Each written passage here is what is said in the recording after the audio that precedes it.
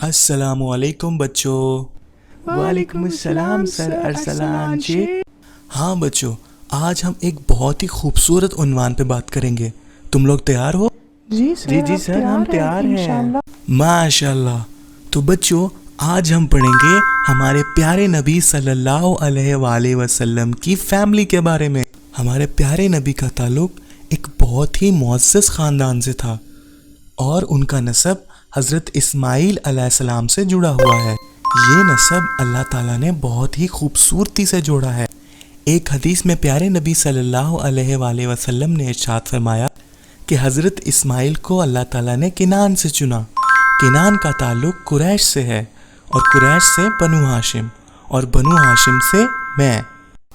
چلو بچوں، اب ہم فیملی کے افراد کے بارے میں جانتے ہیں۔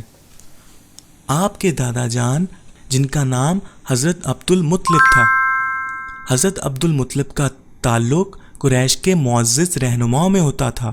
بچوں، کیا آپ جانتے ہیں کہ حضرت محمد صلی اللہ علیہ وآلہ وسلم کے والد کا کیا نام تھا؟ جی سر، ان کے والد کا نام حضرت عبداللہ تھا۔ ماشاء اللہ۔ آپ کے والد ایک متقی اور خوبصورت انسان تھے۔ ان سے ان کے گھر والے بہت محبت کرتے تھے۔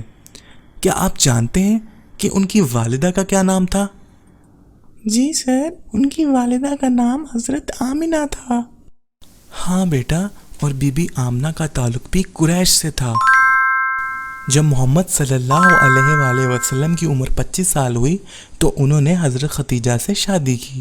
آپ کی 4 بیٹیاں اور 2 بیٹے تھے جن کا نام القاسم، زینب، رقیہ، ام کلثوم، فاطمہ اور عبداللہ تھا۔ پیارے نبی تو اپنی فیملی سے بہت پیار کرتے ہوں گے۔ ہاں بیٹا، وہ اپنی فیملی سے بہت پیار کرتے تھے اور ہمیں بھی چاہیے کہ ہمیں اپنے ماں باپ سے بہت زیادہ پیار کرنا چاہیے۔